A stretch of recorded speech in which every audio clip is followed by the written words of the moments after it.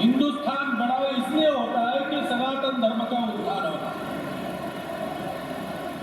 सनातन धर्म ही हिंदू राष्ट्र है। ये अपने राष्ट्र के साथ एकरूप है। अपनी सारी संस्कृति उसी सनातन पर आधारित है।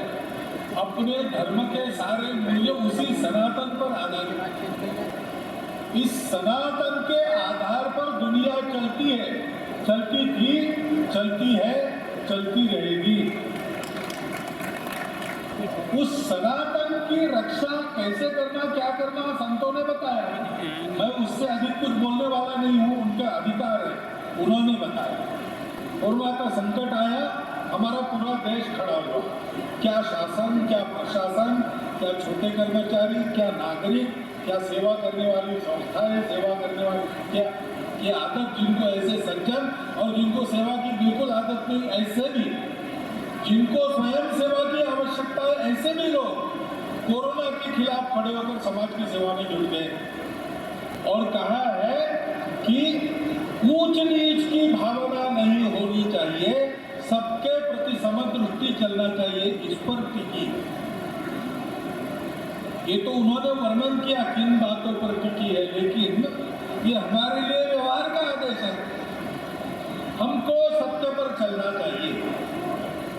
अगर जी रही है और उत्तर से दक्षिण तक, पूरब से पश्चिम तक, आदमी भारत पूरी मजबूती के साथ एक भारत श्रेष्ठ भारत के रूप में अपने आप को स्थापित कर रहा है। इसके पीछे गांव-गांव में बसे हुए, गांव-गांव में जन जागरण के अभियान के साथ जुड़े हुए हमारे पूज्य संतजन है, जिसको केवल अपने इष्ट की आराधना के साथ ही जो सनातन धर्म के लिए, सनातन धर्म के मानविकों के लिए, सनातन धर्म की पुनर्प्रतिष्ठा के लिए अपना सब कुछ समर्पित करने के लिए सदैव तत्पर होता हुआ रहता है।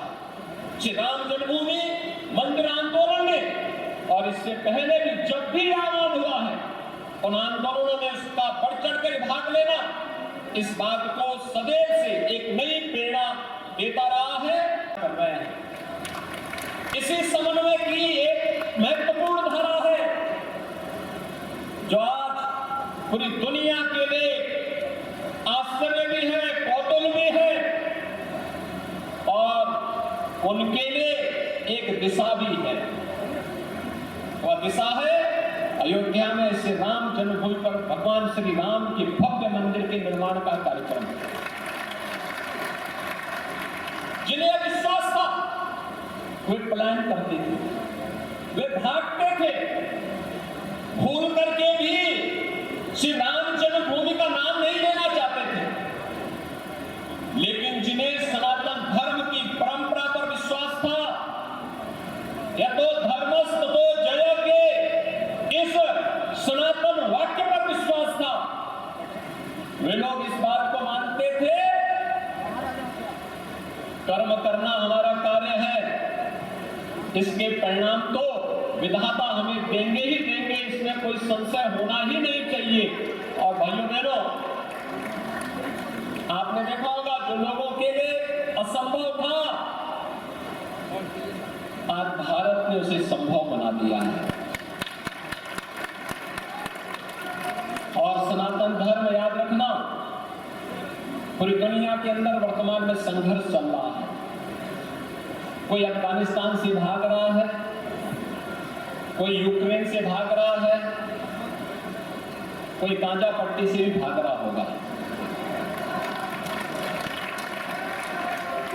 लेकिन दुनिया के अंदर अगर वास्तव में विश्व शांति की कोई गारंटी हो सकता है, तो विश्व शांति की गारंटी केवल सनातन धर्म हो सकता है और भारत हो सकता है, बाकी कोई और नहीं हो सकता।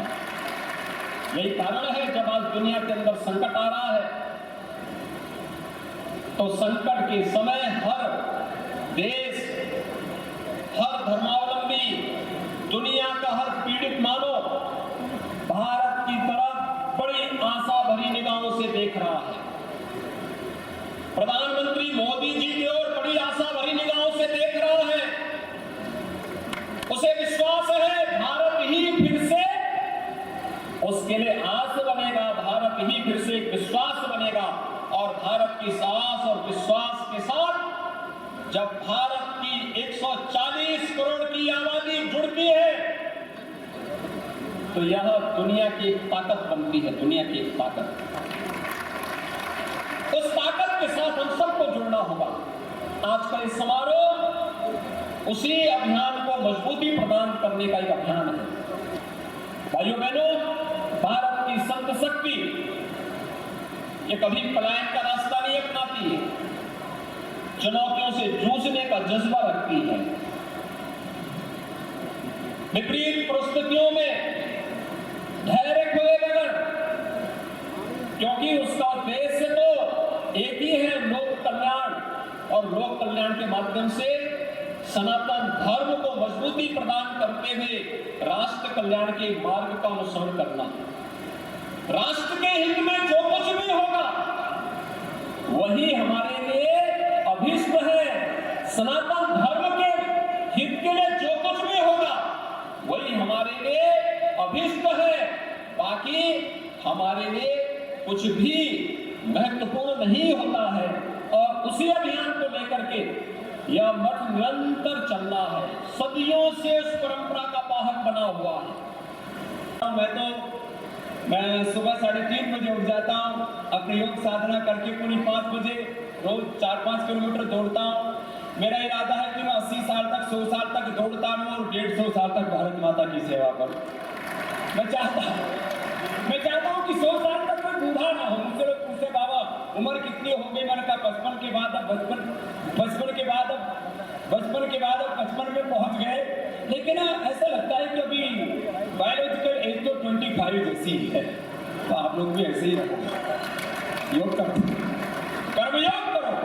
18 घंटा जिस दिन ये देश पुरुषार्थ करना शुरू कर देगा उस दिन भारत विश्व का सर्वोर बन जाएगा और सनातन धर्म का गौरव पूरी दुनिया में छाएगा। भारत विश्व की सबसे बड़ी आर्थिक, आध्यात्मिक, सांस्कृतिक, सामाजिक, सामरिक महाशक्ति बने। पूरी दुनिया में कहीं युद्धों का दौर चल रहा है, कहीं आपसी संघर्ष चल रहे हैं।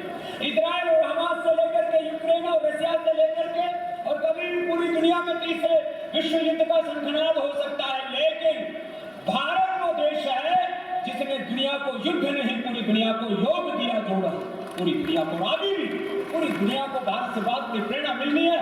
और इसमें हम सबको ऋषियों के सच्चे वंशधरों के रूप में अपने अपने कर्तव्यों का निर्वहन करते हुए और एक परम वैभवशाली भारत कैसा बनाना है, उस संकल्प के लिए आप यहाँ पर आए हैं। हम सबको कुछ ऐसा करना है जिससे हमारी ये नाद परंपरा, हमारी ये सनातन परंपरा, हमारी वेद परंपरा, हमारी ऋषि ऋषिकाओं की पावनी परंपरा फिर से गौरव को प्राप्त हो। इसके लिए सब संकल्पित होकर के जाएंगे। आज जितने महापुरुष आए हैं इनके एक एक शब्द को शब्द ब्रह्म मान करके और अपने को ऋषियों का वंशधर के रूप में अपने आप को तैयार करके दोबारा से पुरुषार्थ करना है। अभी 2047 की हमें प्रतीक्षा नहीं करनी कि 2047 को तक भारत को विश्व की सबसे बड़ी आर्थिक, सामाजिक, राजनीतिक महाशक्ति के रूप में प्रतिष्ठापित करना है। हम सब प्रचंड पुरुषार्थ करें तो 2035 तक ही हम भारत को विश्व की महाशक्ति के रूप में खड़ा कर सकते, भर सकते हैं। वो सामर्थ्य आप में है, वो आपकी भुजाओं में बल है। ऐसे ही आप करेंगे इस विश्वास के साथ तो अब पूरी दुनिया उधर चलेगी जिधर भारत चलेगा। तो इस भारत का गौरव, सनातन का गौरव, नाथ परंपरा का गौरव, उसको बढ़ाने के लिए आप सब प्रतिबद्ध हैं। एक बार फिर से हमारे आयु में बहुत कम लेकिन बहुत तेज और तप उनका बहुत ही दिव्य रूप में यहाँ पर भव्य रूप में सबको देखने को मिल रहा है। इसके लिए एक बार पूज्य बाबा बालकनाथ जी महाराज जी के लिए एक बार जोरदार अभिनंदन है। और उनके ऐसे वो तेजस्वी, यशस्वी, वर्चस्वी होकर के पूज्य महाराज श्री के इस पूरे मठ के नाथ परंपरा के गौरव को बढ़ाते रहे। आप सब इतने बड़े बड़े महापुरुष एक बालक को यहाँ पर आशीर्वाद देने आए, उनका नाम ही बालक है। और सच में इतनी विनम्रता, इतना और विनम्रता के साथ वीरता, शौर्य और पराक्रम भी उनमें है। उसकी उनकी इस पूरी तेजस्विता को प्रणाम करते हुए हमारे योगी आदित्यनाथ जी की पूरी साधना को, उनके तप को, पुरुषार्थ को प्रणाम करते हुए और मोहन भागवत जी ने आकर के सबको बहुत गौरवान्वित किया। कल हमारे भाई अमित जी भी आए, इतने महापुरुष एक साथ यहाँ पर आए हैं सबके, क्योंकि पूज्य चांदनाथ जी महाराज जी इनका हाथ पकड़ा करके हमको गए थे। मैं पिछली बार जब आया था तब उनको यहाँ उन्होंने अपना उत्तराधिकारी बनाया, तो कुछ लोग कुछ बातें बेकार की कर रहे थे, बोले जो है कैसे ये उत्तराधिकारी बनेंगे। मैंने कहा तो भगवान का विधान है, तुम कौन होते हो। उस दिन तो भाई बरसात हो रही थी, तब भी भगवान का आशीर्वाद था और अभी भी भगवान का आशीर्वाद खूब बरस रहा है। तो एक बार बहुत बहुत अभिनंदन फिर से बोले बाबा बालकनाथ महाराज की। हमारे बीच में उनके साथ में चिदानंद सरस्वती जी भी पधारे हैं। जोरदार ताली बजाकर उनका स्वागत अभिनंदन करें। थोड़ा सा आने में विलंब रहा, लेकिन आपका आशीर्वाद हम सब को मिलेगा, हम सब भक्तजनों को मिलेगा। ये हमारा पूज्य महाराज जी के आगमन से और भी वातावरण आज इस पवित्र धरा का बाबा मस्तनाथ जी का आशीर्वाद आपके माध्यम से हम सबको प्राप्त होगा।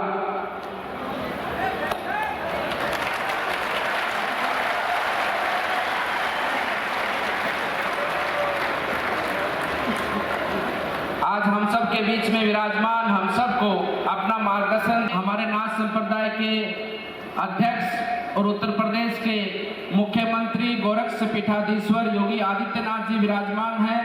योग गुरु स्वामी श्री रामदेव जी विराजमान हैं। श्री अवधेशानंद जी बनाया गया, उन सब बातों को हम सार्थक कर सकेंगे।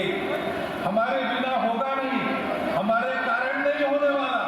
ये तो सब संतों की कृपा रहेगी, लेकिन हमारे बिना वो आगे नहीं बढ़ेंगे। हमको अपनी अपनी लगड़ी लगानी है, इसका हम संकल्प ले तो आज हम बाबा बालकनाथ जी का अभिनंदन अभिवादन करेंगे। सच्चा अभिवादन तब पूरा होगा जब सनातन का ये जो स्वप्न है, स्वप्न नहीं सत्य है, उस सत्य के प्रति जागरूक होकर हम अपना कर्तव्य करेंगे। उस कर्तव्य करने की प्रेरणा शक्ति आज के कार्यक्रम से, आज के उपस्थित संत मंडल पूज्य सत्संग जी मोहन जी भागवत, आपके आशीर्वचनों से हम सब जनमानस धन्य है, अभिभूत है। अभी कार्यक्रम अपने शीर्ष क्षणों में है। अभी कार्यक्रम में जो हमारी परंपरा है नाथ सब संत योगेश्वर से निवेदन है कि पूज्य अतिथिगण के प्रस्थान उपरांत मठ निवास में चादर अभिषेक करेंगे। शेष सब संत योगेश्वर से निवेदन है कि पूज्य अतिथिगण के प्रस्थान उपरांत मठ निवास में चादर अभिषेक करेंगे। अभी इसी कड़ी में मैं निवेदन करूंगा, आज मानधारी पीठ से भी कृपया वो भी अपनी ओर से शुभकामनाएं दे रहे। हमारे महामंडलेश्वर ज्ञानानंद जी गीता मनीषी, हमारे गोकर्ण धाम के परम श्रद्धेय परम पूज्य महामंडलेश्वर कपिल मुनि जी, वो भी अपनी ओर से शुभकामनाएं दे रहे हैं। सभी संतों की ओर से शुभकामनाएं, सभी तिलक से महाराज श्री को अनंत शुभकामनाएं। आज भव्य और दिव्य उत्सव यहाँ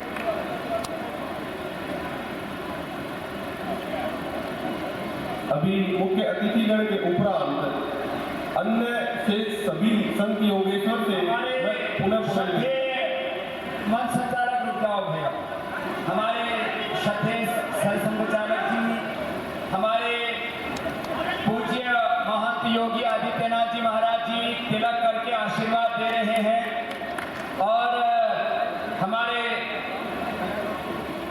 महंत निर्मला